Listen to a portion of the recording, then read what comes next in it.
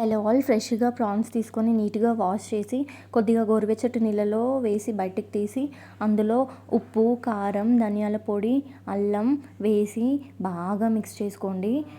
మంచిగా మిక్స్ చేసుకొని వాటికి అన్నికి పట్టేలాగా మిక్స్ చేసి పక్కన పెట్టేసేయండి. ఇప్పుడు ఒక బౌల్లో ఆనియన్, టొమాటో, మిర్చి, పుదీనా ఇవన్నీ మంచిగా కట్ చేసుకొని వేసుకోండి.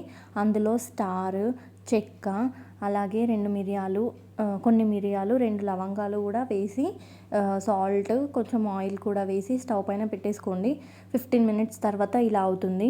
ఇలా అయిన మిక్స్చర్ని మంచిగా మిక్సీకి వేసుకోండి. టొమాటో చట్నీ ఎలా చేసుకుంటామో అలాగే గ్రైండ్ చేసుకోండి, పక్కన పెట్టేసుకోండి. ఇప్పుడు ఒక బాండి తీసుకొని అందులో మళ్ళీ లైట్గా ఆయిల్ అంటే కొంచెం ప్రాన్స్కి సరిపడంత ఆయిల్ వేసి అందులో మనం ఇప్పుడు మిక్స్ పెట్టుకున్నాం కదా ప్రాన్స్ మిక్స్చర్, అది వేసేసుకోవాలి.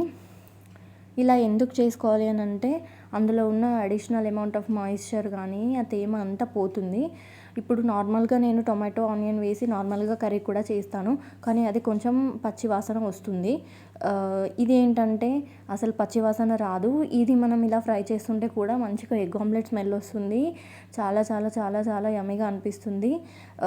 ఇలా వాటర్ అంతా పోయేదాకా ఉంచి ఈ స్టేజ్లో ఇప్పుడు చూపిస్తున్నా కదా, ఈ స్టేజ్కి వచ్చాక ఆఫ్ చేసేయండి. ఇప్పుడు ఒక ప్యాన్ పెట్టుకొని మళ్ళీ అందులో ఇప్పుడు మనం కర్రీ ప్రిపేర్ చేసుకుందాం. కర్రీకి సరిపడా ఆయిల్ వేసి అందులో ఈ మసాలా మిక్స్చర్ ఉంటుంది కదా, అవన్నీ వేసేయండి. బే లీఫ్, కసూరి మేతి, రాక్ పువ్వు, అల్లం, పసుపు వేసి బాగా కలపండి.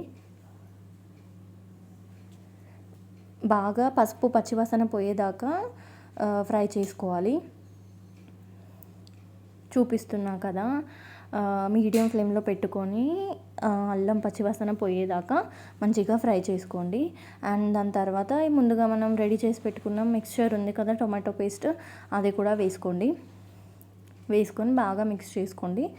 ఇప్పుడు అందులో కొంచెం వాటర్ కూడా యాడ్ చేయండి, అది మంచిగా కుక్ అవుతుంది. ఇందులో ఇప్పుడు కొద్దిగా సాల్ట్ అంటే సరిపడంత సాల్ట్, ధనియాల పొడి కూడా వేసుకోండి. ఇంకా కారం అక్కర్లేదు, ఎందుకంటే మనం ప్రాన్స్లో వేసాము, అలాగే ఈ మిక్స్చర్లో కూడా వేసాము మిర్చీస్.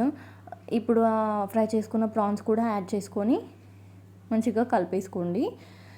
అది మంచిగా బాయిల్ అవుతుంటుంది. నేను ఒక పౌడర్ చూపిస్తాను. ఇది జీడిపప్పు, బాదం పప్పు, ఇంకా సీడ్స్తో చేసిన పౌడర్ అండి. ఇది మా అత్తగారు ప్రిపేర్ చేశారు, ఆవిడే నాకు పంపించారు. మటన్లోకి, పన్నీర్లోకి, ఇలా గ్రేవీ కర్రీస్లోకి వేసుకుంటే చాలా చాలా బాగుంటుంది. కర్రీకి టేస్ట్ వస్తుంది, ఫ్లేవర్ వస్తుంది, అలాగే హెల్దీ కూడా. ఇది కూడా వేసుకొని ఒక 2 స్పూన్స్ మంచిగా మిక్స్ చేసుకోవాలి. రెగ్యులర్ ఇంటర్వెల్స్లో మిక్స్ చేసుకోవాలి, లేదంటే కింద అంటుకుంటుంది. సో కలుపుతూ ఉండండి. ఇప్పుడు చూపిస్తున్నాను కదా, ఆయిల్ ఎలా పైకి తేలుతుందో అలా ఆయిల్ పైకి తేలేంత వరకు మంచిగా ఫ్రై చేసుకోవాలి. చూస్తున్నారు కదా, ఈ స్టేజ్లో మనం స్టవ్ ఆఫ్ చేసుకోవచ్చు. గార్నిషింగ్కి కొత్తిమీర వేసుకోండి. ఇలా మంచిగా కుక్ అయ్యి దగ్గరకు వచ్చిన తర్వాత మనం స్టవ్ ఆఫ్ చేసుకొని దించేసుకోవచ్చు.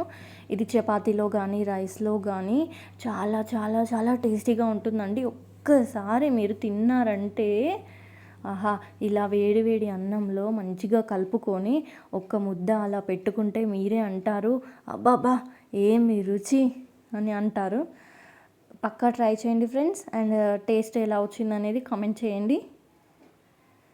Bye bye.